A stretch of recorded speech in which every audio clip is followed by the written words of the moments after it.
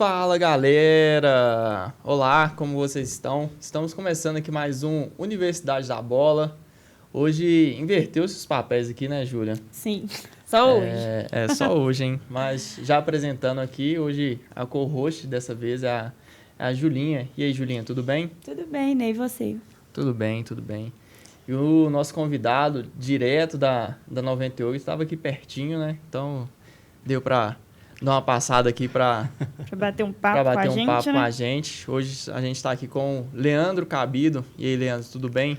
Tudo bem, gente. É sempre um prazer atender o pessoal da UNA. Muito legal estar aqui. É uma grande satisfação, na verdade, falar aí um pouquinho de carreira e de futebol, né?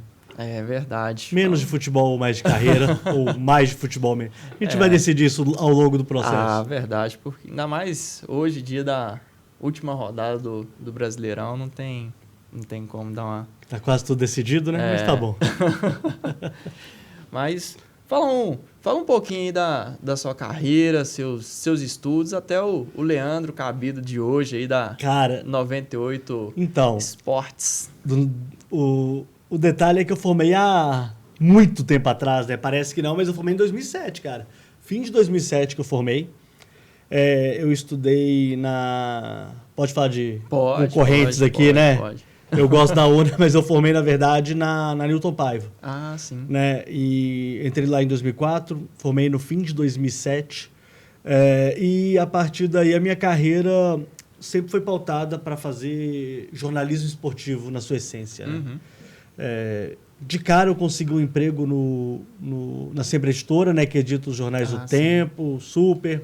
Hoje tem a Rádio Tempo FM, que era a antiga Super, né, o portal O Tempo também, que foi onde que a minha carreira profissional, de fato, ela aconteceu. Eu trabalhei lá durante 12 anos, né, entre ser repórter, editor e também coordenador de equipe, né? Eu fui coordenador da Rádio Super. Em 2018 eu fui coordenador da Rádio Super e liderei uma equipe bem famosa, né? O Lélio, o Roberto, o Arthur, o Piquetito também, o Oswaldo. Então foi uma equipe que eu liderei que deu certo, deu muito certo, né? Sim. Ainda bem, fluiu bem. Mas a minha carreira durante 12 anos aconteceu na Sempre Editora, né? Tanto no online. Eu fiquei mais no online, a minha formação é mais online, mas eu também tive experiência no jornal impresso. E a partir daí eu fui para a rádio, né? Para o rádio, que na verdade foi onde eu descobri vou falar minha verdadeira vocação, mas foi aonde eu de fato gostei mais de trabalhar, né? Aí eu saí da Sempre Editora no ano de 2020, né? No início ali da pandemia. E aí eu fui para 98 no fim de 2020. Ah, sim. Então eu peguei praticamente um ano sabático aí, né, durante a pandemia, e fui para a equipe da 98 no fim de 2020, né, início de 2021. O que é muito legal, né? Eu primeiro fui para a jornada, né, trabalhar com o Adroaldo e com o Milton, com o Guilherme Melo. E na sequência eu fui convidado pelo Everton e também pelo Rodrigo Carneiro para participar e do Igor também, né, para participar do 98 Esportes. E aí estamos aí até hoje tranquilos, trabalhando, criticando, né, o que é o mais importante, né? O pessoal acha que comentarista esportivo é só o cara que tem que elogiar, né? Na verdade, gente, é justamente o contrário. Elogios tem que ser bem menos do que as críticas, né? As críticas, elas são fundamentais, na verdade. Não, e você já tocou aí no 98 Esportes, algo que me chama bastante atenção é o fato de ser um programa esportivo logo cedo, assim, com a mesa de debate e tudo mais. Como é essa experiência para você também estar todas as manhãs já debatendo sobre futebol? Cara, eu odeio acordar cedo. Cara, vocês não têm noção tanto que eu não gosto de acordar cedo. Nó. Mas, curiosamente, durante a minha vida inteira, acadêmica e estudantil, foi de manhã, né? Eu não estudei à noite, por exemplo, igual muita gente faz, né? Mas eu odeio acordar cedo. E acho que quando o 98 Esportes surgiu lá em 2015, né? Foi uma sacada genial, cara. Porque, querendo ou não, as pessoas, elas iniciam o dia falando de futebol. A gente não percebe isso, mas elas iniciam o dia falando de futebol, zoando o amiguinho que o time ganhou, que o time perdeu, que o time fez. Cara, é impressionante. Ainda mais a gente tá numa cidade que é bipolarizada, né? A gente tá falando de Cruzeiro e Atlético. Então, uma coisa tá ligada à outra. Metade da cidade torce pro time, a outra metade torce para outro. Então, isso foi uma sacada genial. E acho que, inclusive... E aí eu já vou... O Rodrigo Carneiro vai brigar comigo, mas óbvio que todo mundo pensa nisso. Eu não sei até hoje como ninguém quis fazer uma concorrente para 98 Esportes. Porque ali a gente nada de braçada. Quem quiser ouvir de futebol de manhã, vai ouvir com a gente. Né? E aí, por que a Itatiaia não faz? Por que o Tempo FM não faz? Por que a BHF... Enfim, não sei. Não sei por quê. Mas a 98 faz e ainda bem que hoje só ela faz e eu tô na equipe, né? E era muito legal, cara, falar de futebol porque... E pela manhã, porque o assunto está muito quente. O assunto está quente porque, por exemplo, a rodada acontece normalmente numa quarta-feira à noite, né? Quando tem jogo na quinta-feira, também vai ser à noite. Fim de semana tem jogos domingo à noite também. Então, assim, para mim é um dos melhores horários para se falar de futebol. O pessoal vende muito que no horário do almoço é legal e tal. Também. Mas de manhã você é o primeiro que fala, cara. Isso é fundamental, isso é muito legal. Sim, o pessoal indo trabalhar também no ônibus, escutando a rádio ali. Hoje, inclusive, eu escutei na fila do ponto de ônibus comentando, hoje tem jogo tal, tudo mais. Verdade. E realmente faz muito sentido. E você mencionou que trabalhou também com o impresso. Trabalhei. Essa diferença, assim, para você da rádio para o impresso, como é que foi essa transição? Então, a minha vantagem é que eu já entrei no mercado, né, pautado para online. E pode parecer uma loucura que eu vou falar, mas rádio e online, eles têm muito mais coisa a ver do que rádio impresso, por exemplo. Porque é imediato. Você liga o microfone, você dá informação. Você liga o rádio, você está ouvindo informação. É mais ou menos o que acontece com online. Você escreve o texto está lá. Para quem quiser ver, ler. Né? Então, para mim, a transição da necessidade jornalística, da intensidade jornalística, da audiência também, para mim, eu não senti nada. Porque, para mim, toda notícia é importante, ela tem que ser dada imediatamente. Né? Eu penso muito. Se ela está muito bem apurada, está muito bem feito, o trabalho de formação está muito bem feito, para mim ela tem que ser feita na hora, imediatamente. O que eu não aguentava no tempo é que eu brincava, né, lá com o pessoal. O impresso, ele tem uma data de validade. Não existe isso que o impresso vai durar. Isso é uma mentira. Não vai. Mas o que mais me irritava é o que eu chamava de morrer com picolé no bolso. Você sabe o que é isso? Você tem a notícia, você tem a informação, aí você segura, tira do online, você não manda a informação para o online, ou no caso agora para o rádio, para dar uma, entre aspas, exclusiva no jornal impresso. Cara, isso me matava, isso me corroía. Assim, ó. Como profissional de comunicação, isso me corroía. E aí, sabe o que acontecia, Júlia? Às 8 horas da noite, quando o jornal já está bonitinho, rodado, lá na gráfica e tal, pronto para a galera distribuir para o resto do estado, vinha um concorrente e dava informação no online. Vinha Itatiaia e dava no rádio. Vinha 98 e entrava. Do que adiantou, meu irmão? Verdade. Você tem aquela informação primeiro ali, mas foi o último a dar. Não adiantou nada. E esse processo pode parecer bobeira, mas eu vivi na Sempre Editora ali entre 2008 e 2010, mais ou menos. Até que o online se estabeleceu melhor. Sim. Até que o online ele ficou mais firme. Até que o online ele se manteve como a base do jornalismo que a gente tem hoje.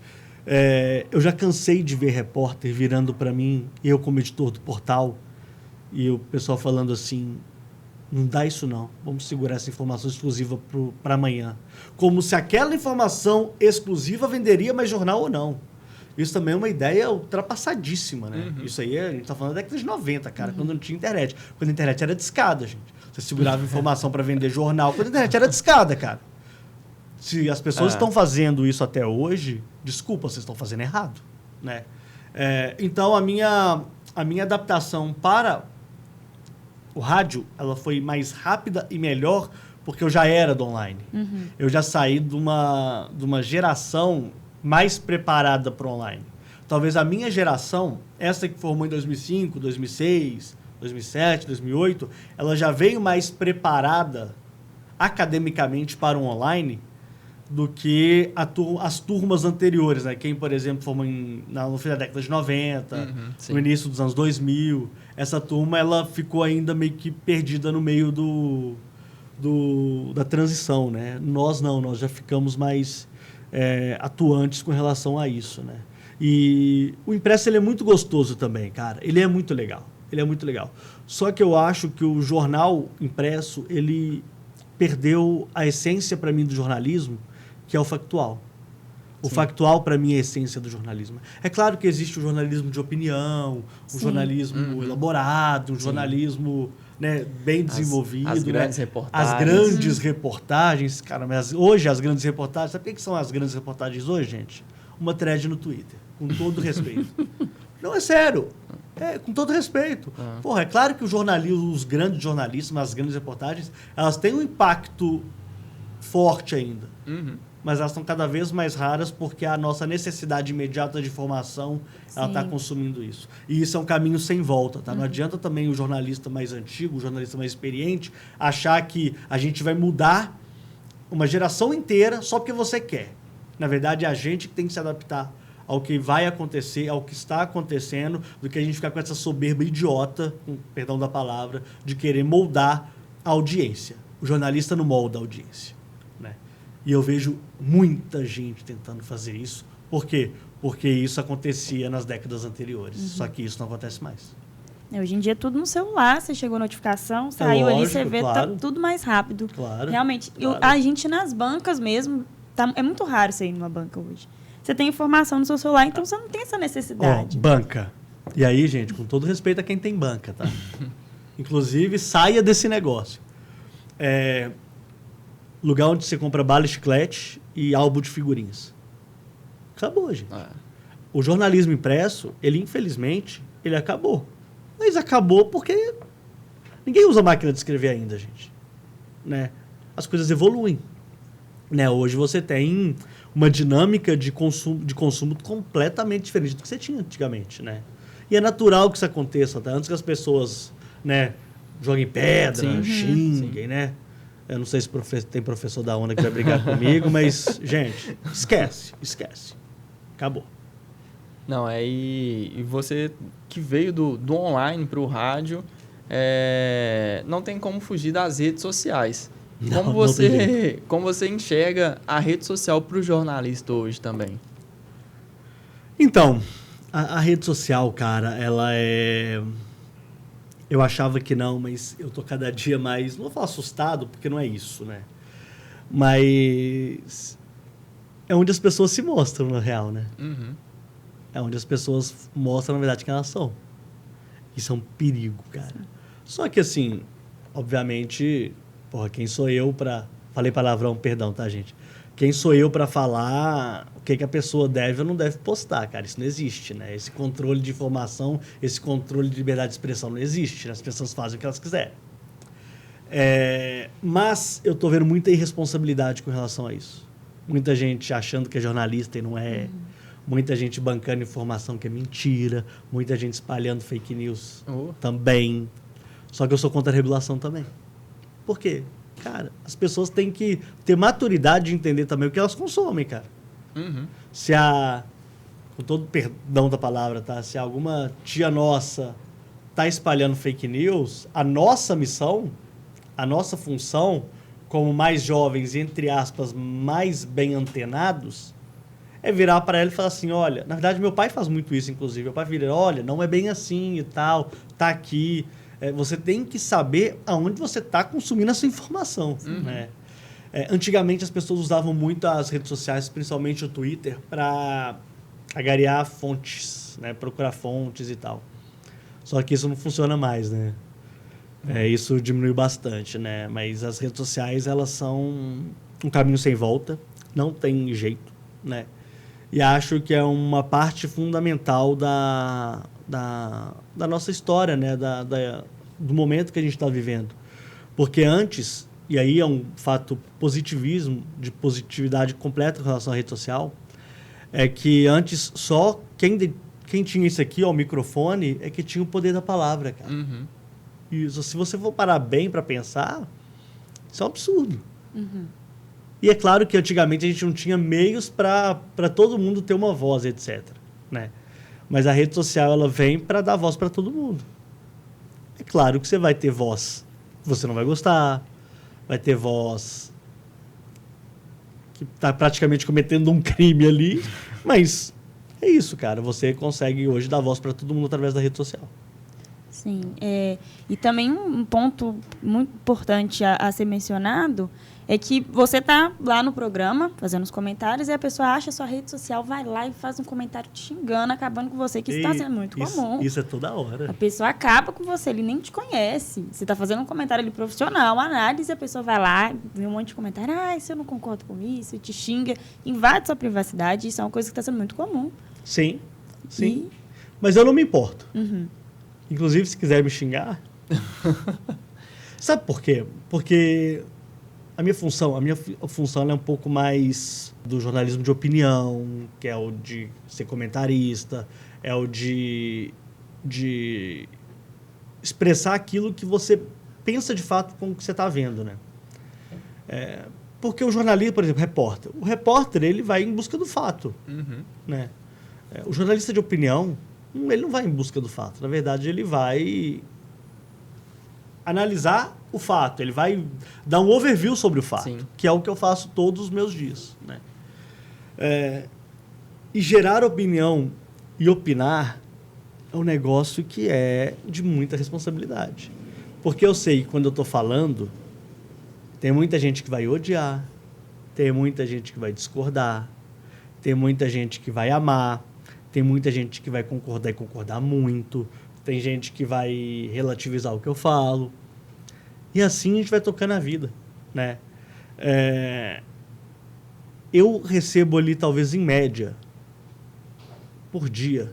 Isso é porque eu não vejo no Twitter mais quem tá me xingando e quem não tá. Mas no Instagram, meu Instagram ele é relativamente pequeno, porque eu não posto tanta coisa de futebol e tal. Então acaba que o meu perfil no Instagram, ele é mais minha família e tal, mas tem muita gente que vai lá... Não consegue separar também, né? Não, e vai lá e às vezes comenta numa boa também, né? Umas 5 ou 6 mensagens por dia, entre elogios e xingamentos. Quando tem,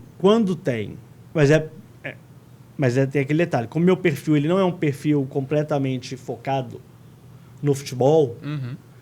ele dá uma filtrada boa com relação a isso. Porque as pessoas, elas têm um pouco de noção ainda, né? Pelo menos eu acho que tem. Mas no Twitter, cara, que isso? No Twitter o meu Twitter é muito grande. Eu tive que tirar as notificações de quem me marca. E eu não sigo. Por quê? Porque a galera sentando o cabelo. E assim, as pessoas não param para pensar no que eu falo, né? De maneira geral... Normalmente é isso que acontece. Mas também tem muita gente que vai trocar com você uma ideia numa boa. Outro dia o cara veio discordando de mim e tal. E dependendo do dia também, eu não tenho muita papa na língua, não. Sabe? Eu meio que respondo à altura também. Não é que eu quero bater boca com o cara, não é isso.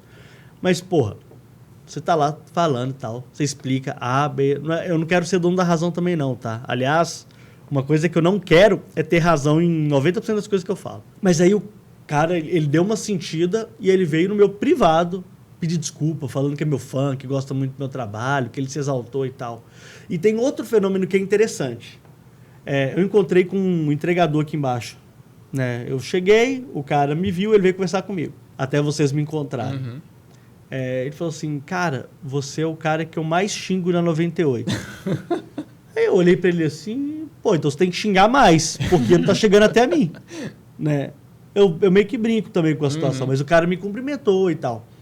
Esse é o ponto. Ao vivo, as pessoas não agem como elas agem na rede social.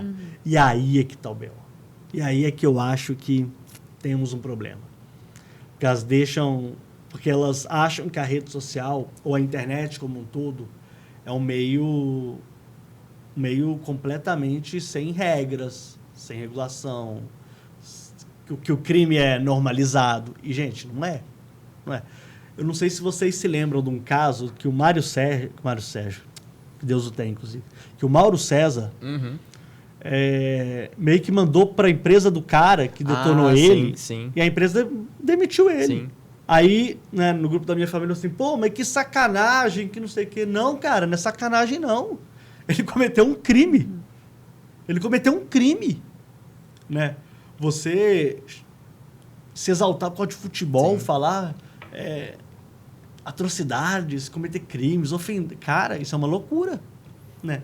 E aí aconteceu o que eu acho que tem que acontecer. Não é o Estado vir fazer uma regulaçãozinha e tal. Não é isso que eu acho que é normal. Eu acho que o Mauro César se sentiu ofendido, como ele se sentiu naquele momento. Processa o cara, irmão. Manda para a empresa dele. Olha o que ele faz nas suas costas aí, sabe? Sim. Uhum. E é isso. E ok, beleza, aconteceu, né? Então, assim, a rede social ela dá muita voz para muita gente. O hate vem. O hate é forte. Né? Então, quando o cara descobre, ou acha que descobre o time que você torce, nossa, pra que isso? Pra quê? Sua credibilidade vai lá no chão. Desde que ele discorde. Porque se ele concorda com você, você é o maior entendido de futebol do mundo. Por quê? Porque ele pensa igual. Né? E todo dia, um ouvinte que vai me ouvir, ele vai concordar e vai discordar comigo.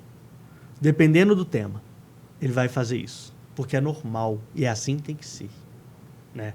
Mas o hate, velho, quando ele vem, se você não está bem preparado, muita gente desiste por causa disso, inclusive. Né? Não, e pegando um gancho nesse detalhe, saindo um pouco da rede social, mas ainda referente à rede social. A 98 agora tem imagem. Então, o espectador ele vai ver o seu rosto ali e depois pode procurar na rede. Não, esse aqui realmente é o Leandro Cabido. Eu achei o rosto dele aqui. Isso é maluco, cara. E você falou o fato do entregador. Eu, quando te recebi ali, eu fui pegar a chave do estúdio com o rapaz da portaria. Ele tá assim, aquele ali é o cara da 98 mesmo, não é? Eu tô assim, não, é ele mesmo, ele vai conversar com a gente aqui. Você acha que o fato da 98 agora tá multiplataforma, com TV, rádio, YouTube, rádio, aumenta ainda mais esse fato, tanto do hate, quanto do elogio, a exposição, quanto a exposição do pessoal te reconhecer? Sem dúvida. Pessoal, a minha família assim, principalmente a família da minha esposa, assim, eles ficam brincando, você é famoso e tal. Não, gente, não é isso que eu sou. Eu não sou nada disso. Mas o recall que a 98 dá é um negócio escandaloso. É escandaloso. É muito difícil eu ir hoje em algum lugar e alguém simplesmente eu passar despercebido. Muito difícil. Muito difícil. Eu moro relativamente próximo dos meus pais. Aí o cara vai lá na casa dos meus pais limpar a piscina. Aí teve uma vez que eu apareci lá de repente, eu fui, pegar um documento com meu pai e tal.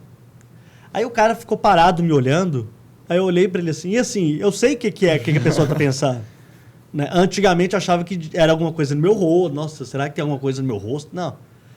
Eu olhava pro cara e falava assim, e aí, tudo bem? Que não sei o quê. Aí ele quebra o gelo total do cara, o cara fala assim, nossa, é você mesmo, né? Eu mesmo quem? O fulaninho e tal. Eu sou. Pô, eu trabalho pro seu pai e tal. Pô, que legal, velho. Então, esse tipo de situação, ele é um fenômeno recente, pra mim, pelo menos. Porque quando eu trabalhava na Super, claro, a Super começando ainda, com uma audiência pequena, as pessoas me reconheciam só quando eu abria a boca. Só quando eu falava. Né? Hoje, a minha fisionomia já marca as pessoas, sabe? As pessoas já sabem quem eu sou. E isso é uma resposta que o trabalho está sendo bem feito. Né? Motorista de aplicativo, cara, é impressionante. Quando você entra e tá na 98, então é pior ainda. Pior assim, entre aspas. Porque o cara bate o olho assim, eu tava te ouvindo agorinha. Sabe? Que legal, velho, que bom e tal. E você gostou, sabe? Então é assim, a minha proximidade com o torcedor, minha proximidade com o ouvinte, ela é muito tranquila, né? Por exemplo, eu faço jogos do Cruzeiro. E eu levei a minha mãe minha mãe é atleticana, para alguns jogos do Atlético, na Libertadores. Contra o Milionários, eu acho, foi na pré-Libertadores. Os caras me pararam, tiraram foto e tal. Ninguém me xingou, né? Uns brincaram, mas assim, super tranquilo e tal. Mas é louco isso, é engraçado. Eu não estava muito familiarizado com isso, mas depois ficou mais tranquilo, assim. Mas é diferente. É uma experiência que eu acho que todo mundo devia ter, assim, sabe? Você entrar num lugar, algumas pessoas te olharem e, de repente, elas virem falar com você por causa do seu trabalho. Isso é muito legal, inclusive. Isso é gratificante até. Bacana. E essa mudança assim, das rádios, porque a maioria das rádios hoje faz a transmissão no YouTube, né, ou no site. Você acha que foi uma coisa positiva? Porque antes a rádio, você escutava a voz da pessoa e te marcava, né? Então você sabia, quem está falando é fulano de tal. Agora, você vê, igual a televisão, a gente assiste, tem a imagem. Você acha que essa transição da rádio foi uma coisa positiva ou perdeu um pouco a essência? Eu acho que isso foi fundamental. Eu vou dar um exemplo para você.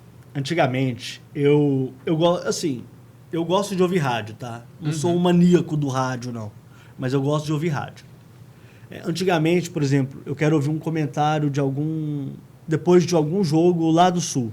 Vou ligar na Grenal, ou vou ligar na Guaíba, etc. Antes, eu tinha que ter o aplicativozinho tal, e pegar a sintonia e ver. E ouvir, no caso, né?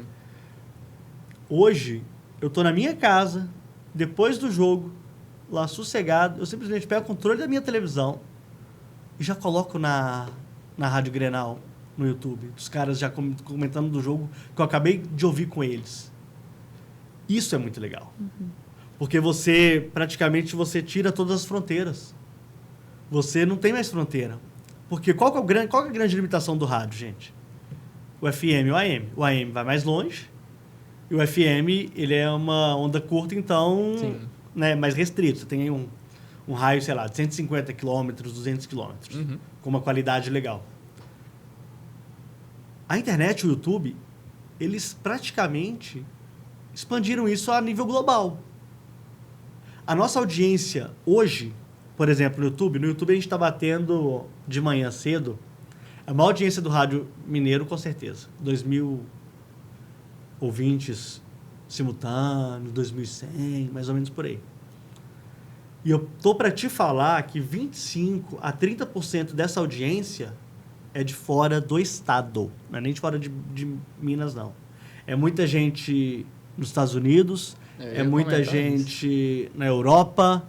Teve um cara que estava em Auckland outro dia, mandou mensagem. Outro dia tinha um cara em Sydney, outro dia tinha um cara na Bratislava, sabe? Assim, a gente tá falando de um fuso horário totalmente gigantesco, sabe? E os caras ouvem a gente, né? As transmissões, por exemplo, da jornada. Hoje, uma pessoa que está lá na Austrália consegue saber em tempo real o que está acontecendo com o Cruzeiro ou com o Atlético, sabe? Isso é legal. Isso é legal. Né? Porque, por mais que para a nova geração isso pareça óbvio demais, bobo demais, isso é uma revolução que levou um século para acontecer. Para o rádio perder suas fronteiras. Né? Antigamente, o rádio, até para dar um contexto também, antigamente o rádio ele tinha uma audiência mais ampliada também, né? Por exemplo, a Rádio Nacional, a Rádio Tupi, a Rádio Globo, são rádios gigantes que eram sediadas no Rio de Janeiro, que tinham alcance lá em Manaus, lá em Rio Branco, lá em Fortaleza. E isso explica muito também por que o Flamengo tem a torcida que tem. Sim. Né? Então, antigamente as pessoas, elas não tinham, entre aspas, rádios locais, até tinham, mas essas grandes rádios é que dominavam a audiência de uma maneira mais geral, assim. Então, as pessoas, né, que trabalham hoje com rádio e tal, que estão formando, etc., elas não têm noção do tamanho da diferença que isso faz. E é muito legal. É muito legal você saber que a sua voz está indo para cruzando o oceano, sabe? Indo para outro continente. e você trazer um pouco da nossa cultura, né, da nossa realidade, para o cara que estava nessa realidade mesma que a nossa e que por algum motivo teve que sair do país ou preferiu sair do país. Isso é muito legal, cara. Isso é muito legal. Interessante. Não, e agora trazendo um pouco para a sua carreira profissional, você passou por várias áreas do jornalismo e hoje está aí como comentarista. Você teve dificuldade de se adaptar nessas transições e hoje, como comentarista, é a área que você mais gosta de trabalhar assim? Então, sim. Como comentarista, para mim, ele é o ápice do jornalismo esportivo. As transições, elas aconteceram, pelo menos na minha carreira, de uma maneira muito natural. Uhum. Talvez a adaptação de editor de online impresso para ser comentarista, isso deve ter levado algum tempo. Só que o meu marco temporal, ele foi completamente diferente, porque eu fui evoluindo com a minha carreira, andando mesmo, né? Como é natural que acontece com todo mundo. Uhum. Mas quando eu entrei no ar pela primeira vez, em 2017, eu não estava pronto. Com certeza eu não estava pronto. Absoluta certeza que eu não estava pronto. Não estava preparado.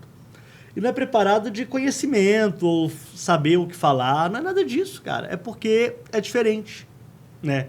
A sua postura vocal, o seu posicionamento físico também, ele era diferente. Por quê? Porque eu não sabia fazer, né? Não existia o curso. Olha, vamos fazer um curso aqui de comentarista esportivo, como você deve se portar diante... Não existe isso, cara. Uhum. Existe locução vocal, papapá. E isso eu tentei fazer à época. Mas não existe isso, né? O primeiro jogo que eu fiz foi a final da Copa do Brasil. De cara. Nossa. Cruzeiro e Flamengo. Era o Oswaldo, era o Arthur, era o João Vitor Cirilo e era eu. Uhum. Comentarista, a equipe era essa. Na final, era essa equipe... Não, no segundo jogo, no caso, né, no Mineirão. Era essa equipe mais a Lohana Lima. Cara, claramente eu tava cru. Tipo, eu fiz. Uhum. Deu certo? Deu. Era do jeito que eu queria? Obviamente não. Você pega um programa que eu faço hoje com um programa que eu fazia em 2017, a gente tá falando aqui de 6 anos de diferença. Né? E assim, talvez a minha experiência tenha catalisado melhor esse processo. Eu tenho acelerado muito mais o processo de aprendizado e hoje eu consigo entregar um produto muito melhor do que eu entregava. Mas talvez essa tenha sido a minha transição mais difícil, né? A evolução como comentarista esportivo. Porque todo mundo acha que é fácil. Todo mundo acha que é chegar, liga o microfone, você pega os dadinhos um monte lá. De número aqui. Vamos pegar aqui os dados estatísticos. O Tatiquês tá na moda. Eu falo assim, gente. Todo mundo aqui é técnico de futebol, hein? Tá louco, hein? Mas o grande ponto é que não é fácil. Não é porque eu faço não, tá, gente? Mas é porque não é fácil. A responsabilidade do que você fala, o tanto de vezes que você queima a língua, que você tem vontade de jogar sua cabeça para baixo da bancada, assim. Porque, cara, já aconteceu comigo várias vezes de eu falar assim, olha, fulaninho tá mal em campo, tem que tirar esse cara. 2 minutos depois ele mete um gol e salva seu time. Ainda na comemoração faz o sinal de silêncio pra arquibancada, mas esse aí é pra mim também. Lógico. Porque é isso, gente. Eu fui no podcast dos meninos, né, o Bora Pra Resenha, do Fuscaldi e tal. Uhum. E uma coisa que eu falei lá foi o seguinte. O comentarista esportivo, ele tem que queimar a língua. Ele tem que errar. Ele é humano, cara. Ele não vai acertar tudo. Ele não vai olhar para um jogo e vai determinar quem vai ganhar. Ele não consegue fazer isso. Se ele conseguisse fazer isso, ele estava milionário aí nesse mercado de aposta esportiva. Sim. Mas não é isso. Não é isso que você tem que entregar para o ouvinte. Toda vez que por exemplo, eu trabalho com o Guilherme. O Guilherme Melo me chama, e ele me chama o tempo todo, né? A cada 2 minutos ele me chama, né? Mas tá bom. eu tenho que responder para ele como é que tá o momento do jogo. Como está sendo o jogo, né? E, cara, nessa você vai opinar. E nessa você corre riscos. Corre risco de melhorar, corre risco de piorar. Porque o jogo de futebol, ele é ele tem uma vida própria. Ele pode se desenvolver de diferentes modos ou diferentes jeitos o tempo todo. O tempo todo. E isso é muito louco, né? É por isso que é muito importante se preparar. Mas eu acho que mais do que mostrar que você entende do jogo, é você mostrar que está se comunicando com alguém. A sua comunicação com alguém, com a audiência, que é o mais importante. É você saber que aquilo que você está falando, as pessoas estão entendendo. Cara, eu já cansei de ouvir comentarista. E aí, né, eu não me importo com isso também, não. Mas falando e tal, pá. E eu falei assim, cara, eu vejo, eu estudo. E não estou entendendo nada do que esse cara está falando. Uhum. Imagina E aí, não estou nem falando aqui de questão de classe social e tal. Mas eu fico pensando no meu pai, velho. Meu pai, ouvindo esse cara falando. Pô, meu pai vai olhar assim, porra, pra que isso, velho? É muito melhor você virar e falar assim, tá jogando bem, tá jogando mal, fulaninho pode jogar melhor, fulaninho precisa responder melhor o que o técnico tá pedindo e tal, o adversário tá melhor, tá engolindo. É muito mais prático, é muito mais legal. E isso pro ouvinte de rádio é importante demais, cara. Você ser incisivo e ser assertivo na hora que você está analisando. Para mim é o mais importante, inclusive. Mas a minha transição, sem dúvida nenhuma, para comentarista foi a mais difícil. Disparado. E muita gente também fica na dúvida sobre comentar um jogo do time que você torce e um jogo do seu rival, um clássico. Tem alguma diferença? Você acha mais fácil, mais difícil, mais desafiador? Porque muita gente fala, falar do time que eu torço é mais tranquilo, e do rival... Você é mais crítico. Isso. Isso aí as pessoas se enganam. Você é muito mais crítico com o seu time. Eu não tenho problema com isso. Uhum. Eu faço jogos de todo mundo. Hoje não mais, eu faço jogos do Cruzeiro. Mas na Super eu fazia jogos de todos os times. América, Cruzeiro, Atlético, Seleção Brasileira. Para mim é indiferente. Mas algumas pessoas sabem o time que você torce. Uhum. Né? E elas te dão um feedback muito legal de algumas coisas. Né? Do tipo, nossa, você...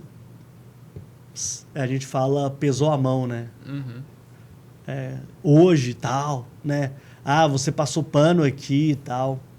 E isso você tem que se policiar o tempo todo. Eu tenho uma questão hoje na 98 que é a seguinte. Eu trabalho nos jogos do Cruzeiro e ali tem 2 caras que são declaradamente cruzeirenses, que é o Adroaldo e o Guilherme. E uma das coisas que eu falei quando eu fui contratado beleza, eles vão torcer e eu vou ser comentarista. Beleza? Para eles funcionou. Mas eu entro na brincadeira com eles, sabe? Sim. Porra, eu também tenho que jogar pra cima, né? Fazer o Cruzeiro tá ganhando, eu vou ficar também... Porra, time de merda e tal. Pô, não existe isso, né? Não existe isso. Mas, sem dúvida nenhuma, eu vejo hoje, às vezes, que pra mim, não é problema nenhum fazer jogo de qualquer clube que seja. Já fiz jogo fora do estado. Para mim, sossegado, muito tranquilo. Mas você é naturalmente mais crítico com o seu time. Isso é natural, é do ser humano. Né? Em alguns momentos você vai ter dosinha, outros momentos você vai querer quebrar tudo. Né? E aí é o equilíbrio. Você vai ter que equilibrar mais. E você tende a elogiar mais o rival. Tá? E se te falaram o contrário, mentiram, tá? E agora você citou aí que você faz mais jogos do Cruzeiro. Não, na verdade hoje é exclusivo Cruzeiro. Exclusivo do Cruzeiro. A pergunta que eu queria trazer é se, por exemplo, alguma vez você já, sei lá, criticou um jogador e esse jogador veio na sua rede social ou te encontrou depois e falou assim, pô, você pesou a mão em mim, ou se o fato de você agora estar exclusivamente comentando os jogos do Cruzeiro, se você também pensa nessa situação. Não vou criticar aqui o fulano de tal, não, porque... Eu não tô nem aí, velho. Eu não tô nem aí. Não, mas, cara, se tem uma coisa que eu não ligo, é quando eu preciso criticar alguém. Uhum. Eu tô criticando aqui, gente, profissionalmente. Se eles quiserem me criticar também, não tô nem aí. Assim, e com todo respeito, sabe? Porque a minha função é essa. Igual eu falei no início do nosso podcast. O pessoal acha que o jornalista de opinião, ele tá ali para elogiar. Não, de maneira alguma. Você tá ali para criticar. Não é jogar para baixo, não. É criticar para que as coisas evoluam da melhor forma possível. Já aconteceu na 98, isso não sei se aconteceu ainda. Mas eu sei que tem gente dentro, não dos clubes em si, mas gente influente que às vezes fica chateada comigo, fica magoadinha comigo. Em 2019, quando o Cruzeiro foi rebaixado, principalmente, eu comprei muita briga. Inclusive na imprensa. Por quê? Eu vou continuar elogiando um time que não marca gol, irmão. Eu vou continuar bancando aqui uma coisa que tá todo mundo vendo que tá naufragando. Assim como eu critiquei o Ronaldo agora também. Né? Contratou errado. Muita gente errada nesse time do Cruzeiro. O time do Cruzeiro é ruim, gente. É ruim. É ruim. Os caras... Cara, é um parto para fazer gol. Tem um dado que o Cruzeiro tem, que é o time que mais precisa de finalização para marcar gol no campeonato. O que segurou o Cruzeiro na Série A foi a defesa. E aí todo mundo critica o Rafael Cabral, sabe-se lá por quê, né? Porque parece que o Cruzeiro tinha o Fábio ou o Dida no gol a vida inteira, né? Enfim, né? E o início com o Pepa. De resto, o time é muito ruim, muito ruim. Muita dificuldade. Dificuldade tática, dificuldade técnica. Aí eu vou acordar no meu programa matinal, dando bom dia pra Samambaia, Cruzeiro tomando taca pra todo mundo, e eu vou ficar, não, faz parte do processo. Cruzeiro foi roubado. Pô, me ajuda aí, gente. Beleza, Cruzeiro foi roubado, mas vocês vão usar essa muleta até que dia? Até quando? Virando pro Atlético. O Atlético tomou uma taca pro Libertad na Libertadores. Perdeu, fase de grupos. Perdeu. Pá. Aí o Eduardo Cudê, o técnico, na ocasião, ele simplesmente abre a coletiva e detona todo mundo. Detona os donos do time, praticamente detona o elenco dele, detona o jogador. Cara, ali tinha que ter sido demitido. E aí eu comecei o dia já cuspindo marimbondo pra esse cara. Não, tem que demitir, tá? Onde você já viu isso, tal, pá. E depois, de fato, ele foi até demitido, né? Mas eu não me importo com o que ele vai pensar.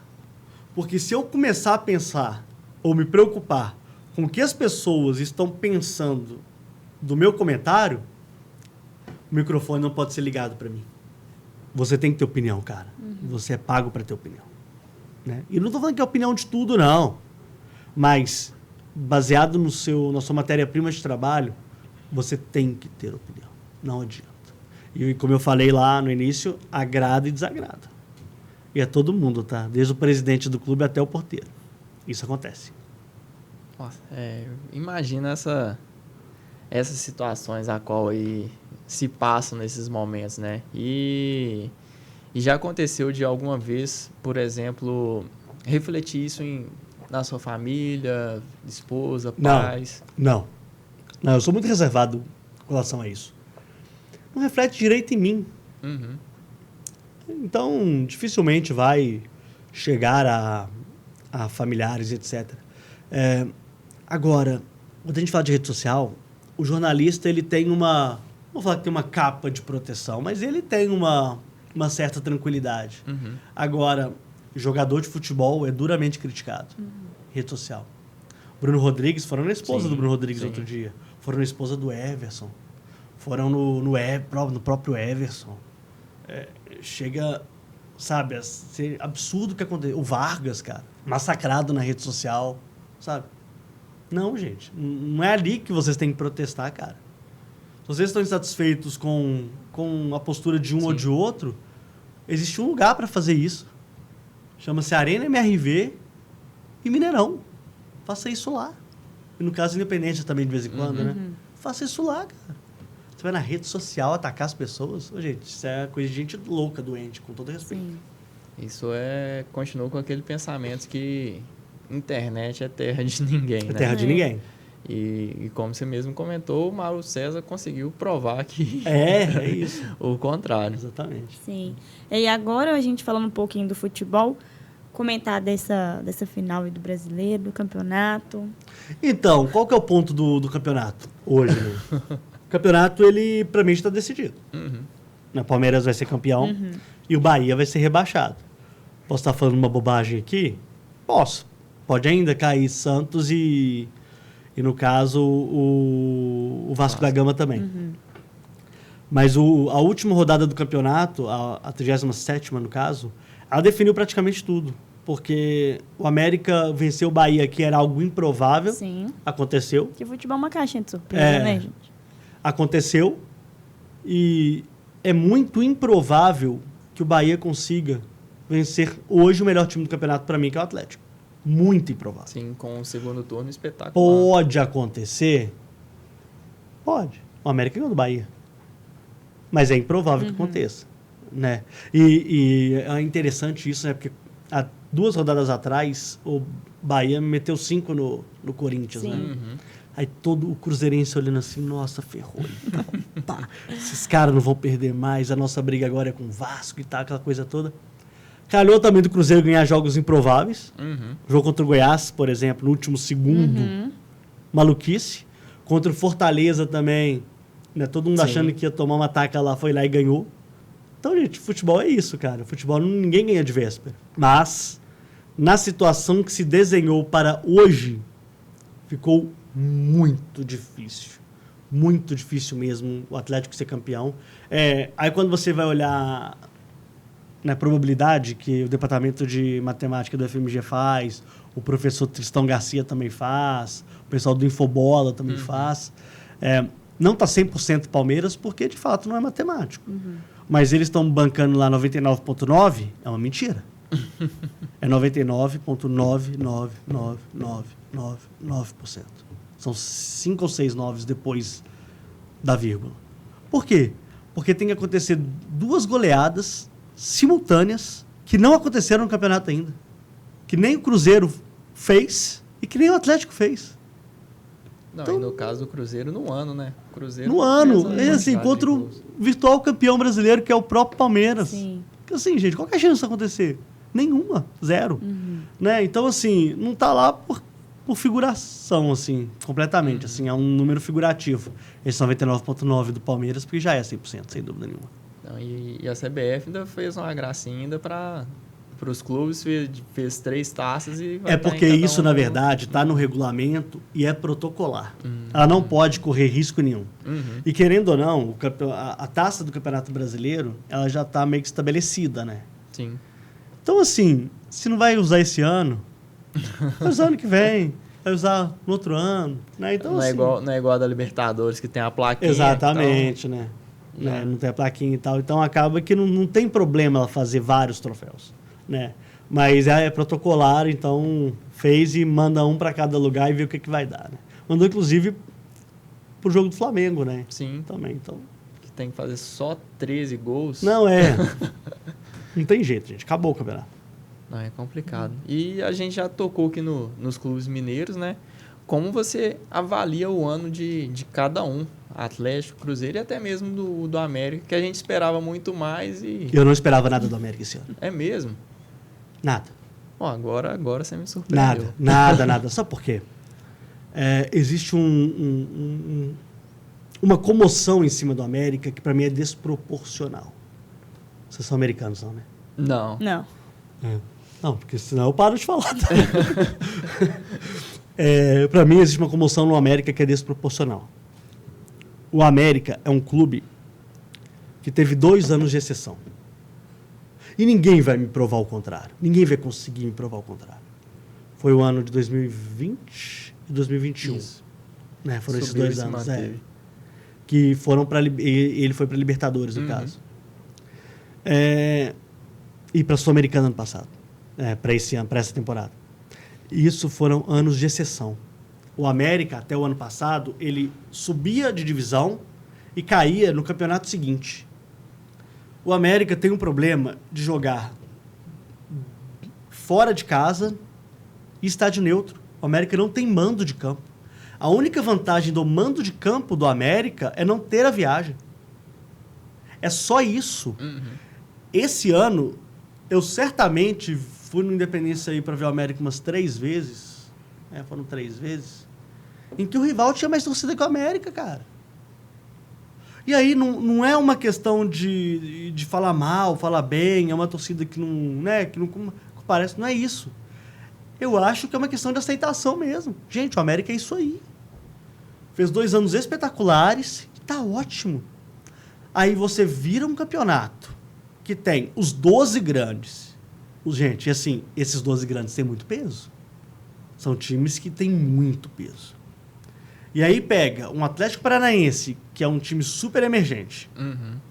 O Bahia, que é um time que ficou milionário, foi vendido ao Grupo City. E o outro é o Fortaleza, que vem de um vice-campeonato da Copa Sul-Americana, né, esse ano, e que tem ido a Libertadores de forma constante. Grandes campanhas. Fortaleza, no Castelão, 60 mil torcedores. Achar que o América ia se manter... Inclusive, eu fui o único do programa que falou isso o ano inteiro. E o pessoal me batendo. O americano me xingando. Gente, mas a realidade é essa, cara. Infelizmente. Infelizmente é essa. Né? E assim, o América, ano que vem, ele já vai ter um ano ótimo. Porque não vai ter tanta pressão. Já vai voltar para um patamar que ele está mais habituado. Né?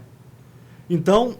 Para mim, o América ele vai se sustentar na Série A quando, primeiro, o campeonato tiver menos rebaixados. Eu acho 4 muito. Sim. 4 é 20% do campeonato. É muita coisa. E um campeonato do mundo é isso. Só o nosso que é assim. Né? E ele vai sempre brigar ali. Né? Uma Sul-Americana de vez em quando, vai se manter na Série A no outro ano. E a vida é essa, gente. E não tem problema ser assim. O poder de investimento do América é muito menor. A não ser que ele seja vendido, né? E aí chega um bilionário árabe, desses malucão, e coloca uma grana violenta no América, ele monta um super time, e aí acontece o que aconteceu, por exemplo, com São Caetano, lá atrás, em 2001, 2002, foi vice-campeão brasileiro e vice-campeão da Libertadores. E hoje o São Caetano praticamente não existe, né? Então, é isso. E esse é o América. E o americano não tem que ficar chateado. Não tem que ficar chateado.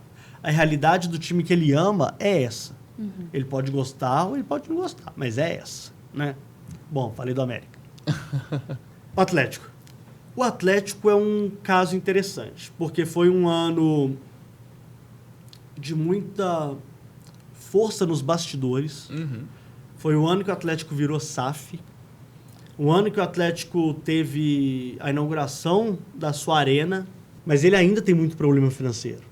E isso, querendo ou não, atrapalha muito em alguns aspectos, né? Mas foi um ano que eu acreditava, assim, numa conquista grande pelo investimento que se faz. Seja a Copa do Brasil, Libertadores ou Campeonato Brasileiro. Mas não foi um ano ruim. Definitivamente não foi um ano ruim. Foi um ano em que ele esteve próximo de alguma coisa, né? E aí o torcedor do Atlético vai ficar lembrando, perdeu para o Cruzeiro, perdeu para o Curitiba. Filipão chegou e ficou 9, sem ganhar. E tal. Mas todo mundo no campeonato teve isso, gente. Todo mundo teve a sua derrota para o rival, teve um momento de instabilidade. Tanto que o campeonato está sendo decidido na última rodada. Querendo ou não, o Palmeiras vai se sagrar campeão na última rodada. O futebol brasileiro ele é muito difícil. Ele é muito difícil. Muito difícil jogar ele. Viagens longuíssimas. Hoje, inclusive, existem diferenças de gramado. Tem o time que tem um gramado sintético, natural. Tem um time que tem um grama natural. Né? O Atlético teve uma ruptura muito forte com relação à mudança para a própria arena. Sai do Mineirão e vai para a arena, isso impacta, né, no clube como um todo. A venda do clube para os 4Rs aconteceu, né? Para um ano desse nível, uma possível vice-colocação no Campeonato Brasileiro, para mim o Atlético fez o que se esperava dele. Eu não acreditava no Atlético campeão brasileiro, porque o Campeonato Brasileiro ele tem as suas peculiaridades. Mas eu acreditava principalmente nas Copas que ele podia chegar mais longe. Mas foi eliminado e faz parte também, gente. Você não vai ganhar. Gente, o Atlético levou quantos anos para ser campeão da Libertadores? Quantos anos o Atlético pensou em voltar a ser campeão brasileiro, sabe?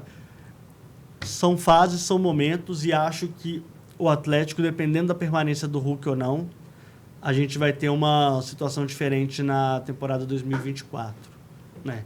Porque, para mim, o Hulk é que deixa o Atlético diferente. O Hulk é o cara desse time. Ah, o Paulinho também tá, mas o Hulk é o diferente. O Atlético sem o Hulk, aí eu já vejo um problema.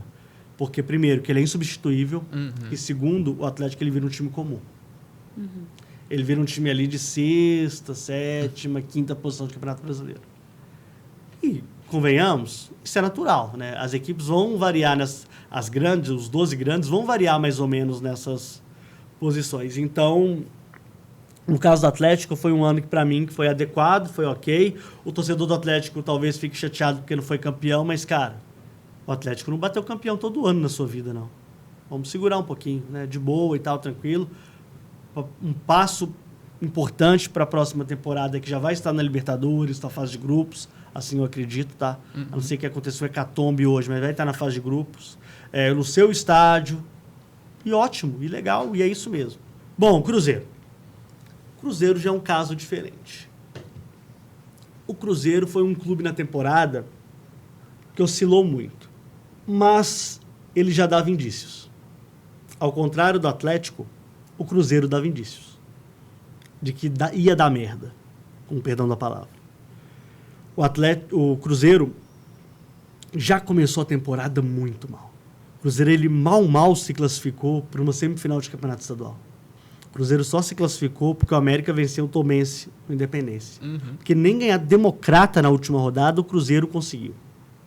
Então, assim, ali já mostrava que a coisa estava zoada, estava meio complicado. E aí teve a semifinal contra o América. Cara, eu fiz a transmissão desse jogo lá na Arena do Jacaré. O América deu um pau no Cruzeiro. Foi assim, foi uma vergonha o que aconteceu. Não é nem pelo América, não. O América fez o jogo dele, cara. Fez o jogo dele. Mas o Cruzeiro estava, assim, um negócio inacreditável. Inacreditável.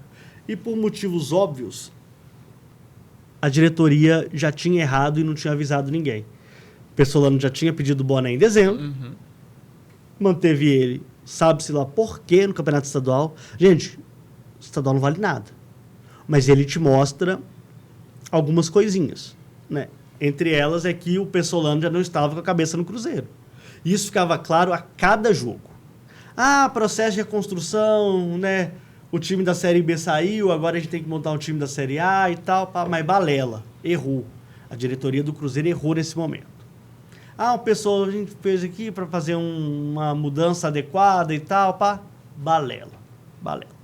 Aí o Pepa vem. O Pepa teve um momento ali de transição até legal, né? Ele ficou 30 dias, eu acho, né? Da semifinal do Campeonato Mineiro até o início do Campeonato Brasileiro, teve um tempo muito bom, né, de trabalho. E o Cruzeiro começou voando no Campeonato Brasileiro, né? Sim. Voando. Sapecando todo mundo. Acho que foi isso aí que iludiu a torcida. Então, mas foi isso que salvou o Cruzeiro. É. Né? Deixa eu colocar uma aguinha aqui pra gente contar essa história. À vontade. E aí, cara, o que acontece? O Cruzeiro, ele teve essa situação de disparar no campeonato, né? Conseguiu as vitóriazinhas dele ali e tal, pá. Só que ali você já via alguns problemas no time. Dificuldade de fazer gol, dificuldade na criação. É um time que estava sem casa. Outro erro da diretoria. Ah, o Mineirão é isso, o Mineirão é aquilo, papapá, não sei o quê, Minas Arena, blá, blá, blá. Beleza. Você foi jogar em Uberlândia, você foi jogar na Arena do Jacaré, você foi jogar na Independência. E o torcedor do Cruzeiro, irmão? O que você está pensando? Ah, não tem que pensar em...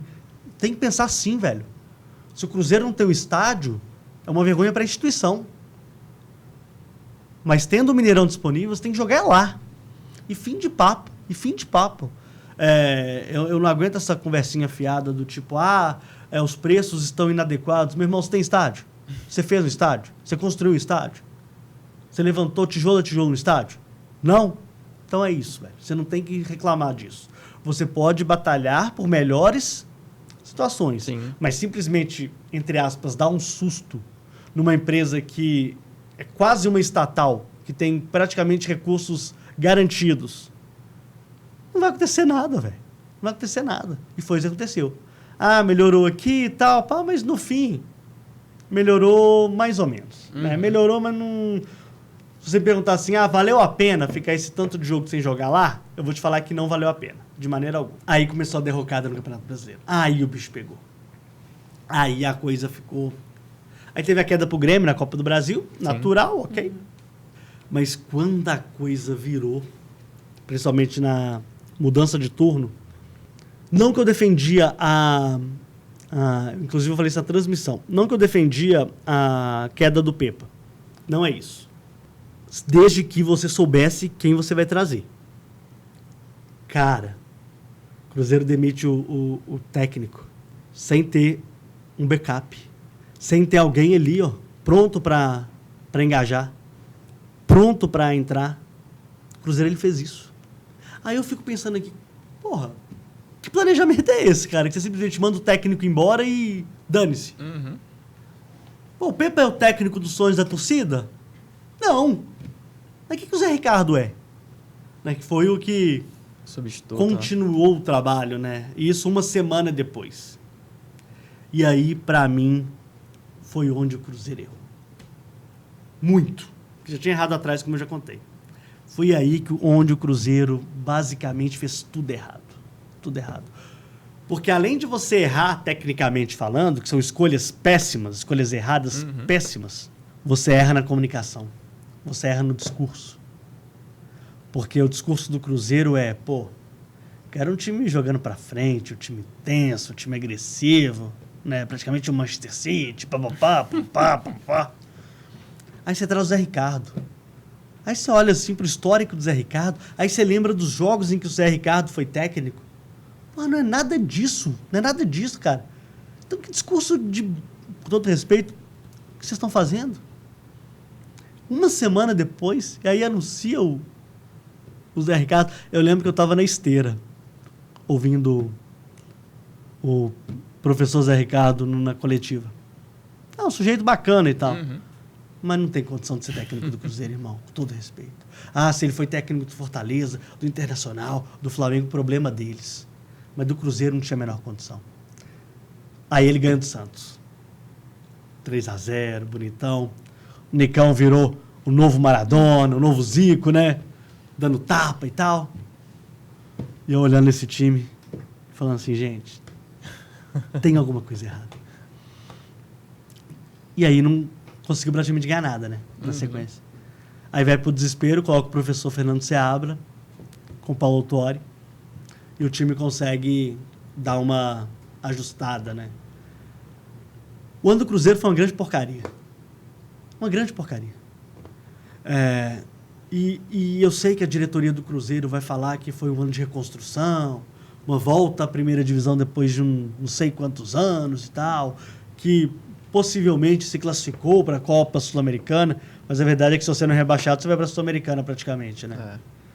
Inclusive Vasco e Santos não vão, né? Tem condição ainda, enfim. Então acaba que você pensa assim, o ano foi muito ruim. O ano como um todo foi todo ruim. Decisões erradas, decisões equivocadas, decisões bem questionáveis. Né? E aí você olha assim, mas os caras estão lá, não é possível que eles não enxergam o que todo mundo enxergava fora. Quando o Zé Ricardo foi anunciado, eu já cheguei no programa e falei assim, a coisa tá feia. Porque não vai melhorar, não. Vai piorar. E foi o que aconteceu. O comentarista não é engenheiro de obra pronta e não é profeta acontecido. Mas às vezes ele acerta, né? Aí eu pensando, cara, mas não é todo mundo contra a contratação do Zé Ricardo, né? Todo mundo vendo histórico, ele foi rebaixado na J-League e tal, foi jogar J-League 2, tomou pra dentro. O que esse cara vai... E com todo respeito a ele, tá? Mas o que ele vai acrescentar, cara, numa situação dessa? Um clube de 9 milhões de torcedores, torcida bolada com o dono do time, né, que é o Ronaldo. Aí acontece isso. Mas é o futebol. E o Cruzeiro se reajustou. Acho que algumas peças entraram muito bem.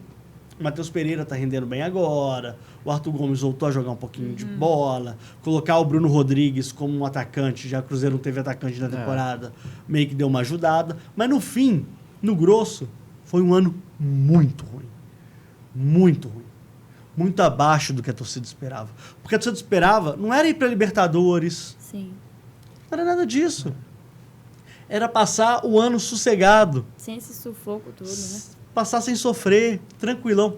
Passar principalmente um outubro e novembro de boa. Mas foi terroço.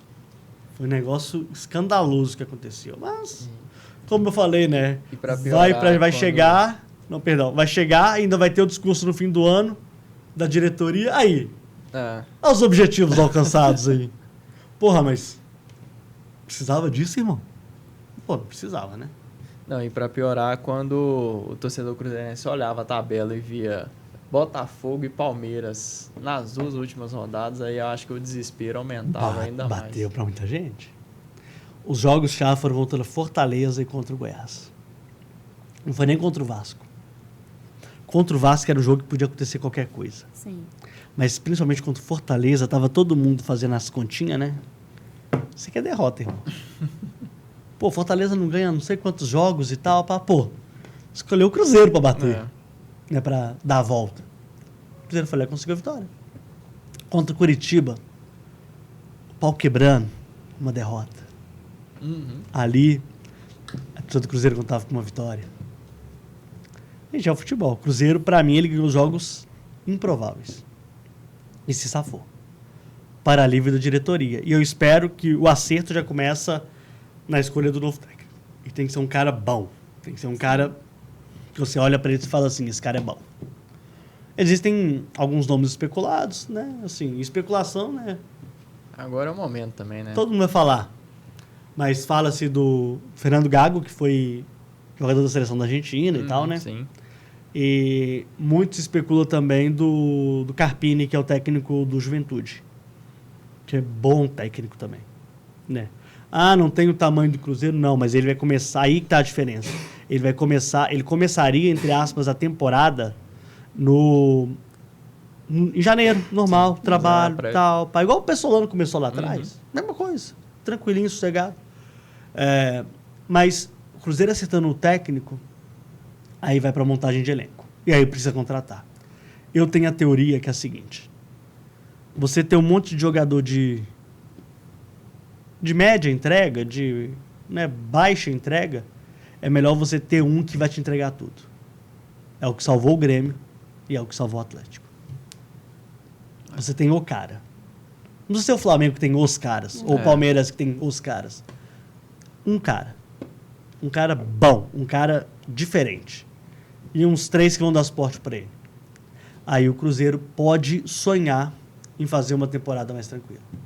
Porque se continuar com essa gestão de austeridade, vai sofrer de novo.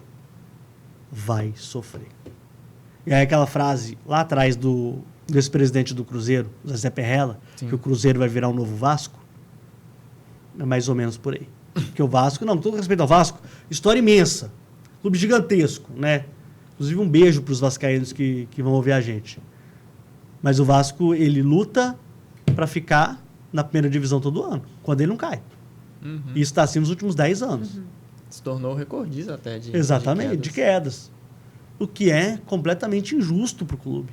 Completamente injusto. É um clube lindo, né?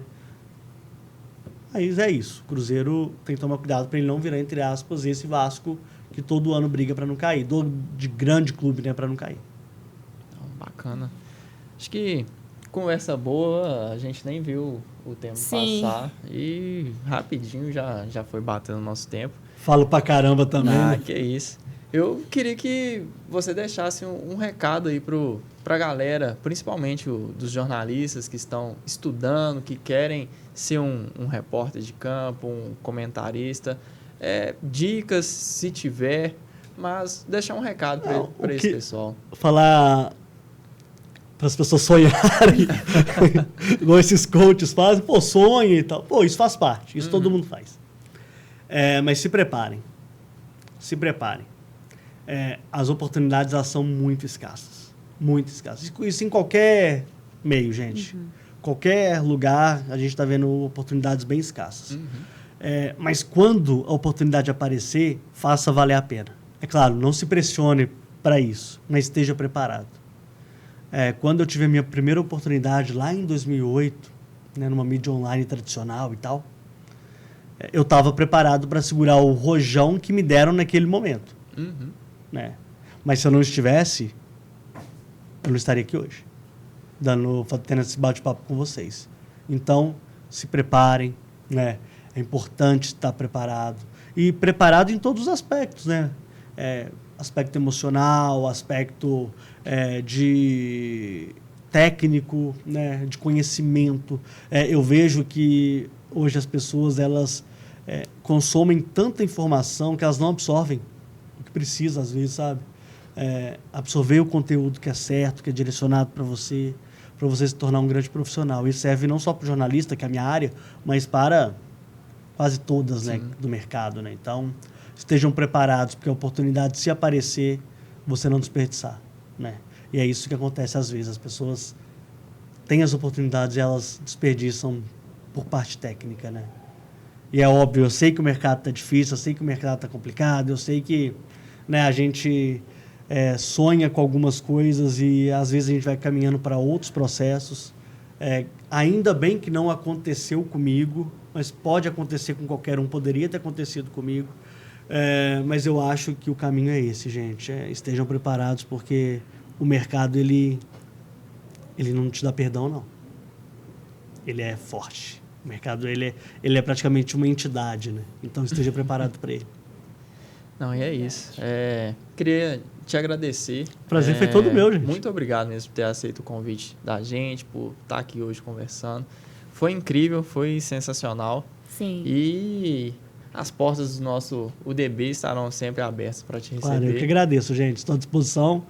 Qualquer coisa que vocês precisarem aí, vocês têm o meu contato, mesmo que seja o Instagram, mas vocês têm o meu contato. É só me chamar lá que eu atendo com o maior prazer, tá bom? Não. Muito obrigada. Obrigado, Julinha. E é isso, pessoal. Agradeço vocês por assistir e chegar até aqui. Curtam, comentem e compartilhem o nosso podcast. E voltaremos com mais convidados e com mais assuntos sobre o nosso futebol. Valeu!